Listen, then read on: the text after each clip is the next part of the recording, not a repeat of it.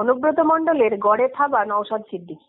তৃণমূল ছেড়ে শতাধিক নেতাকর্মী যোগ দিলেন আইএসএফে। ইলামবাজার ও বোলপুর এলাকা থেকে তৃণমূলের পতাকা ছেড়ে শতাধিক কর্মী হাতে তুলে নেয় আইএসএফ এর পতাকা। বঞ্চনার অভিযোগ, উন্নয়নের নিরিখে মুসলিমদের পিছিয়ে দেওয়ার অভিযোগে শাসক দল ছেড়ে আইএসএফ এ যোগ দিলেন তারা।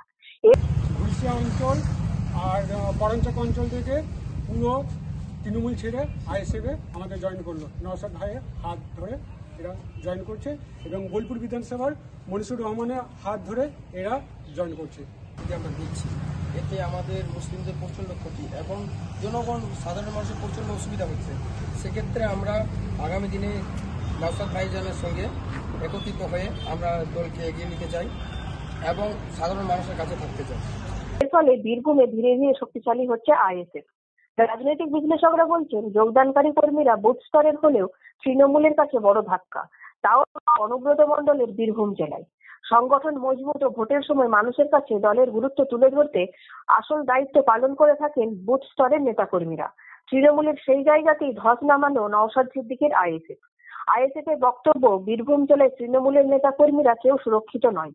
অনুব্রত মণ্ডল দলের নেতাকর্মীদের মিথ্যা কেস দিয়ে ফাঁসিয়ে দেন, এমনকি গাঁজা কেস পর্যন্ত দিয়ে দেন। ফলে সুস্থভাবে রাজনীতি করতে আইএসএফ এর ছাতার তলায় আসছে তৃণমূলের নেতাকর্মীরা। তৃণমূল ছেড়ে আইএসএফ এ এই যোগদান আগামী দিনে বীরভূম জেলার রাজনীতিতে অন্য মোড় নেবে বলে মনে করছেন পর্যবেক্ষকরা।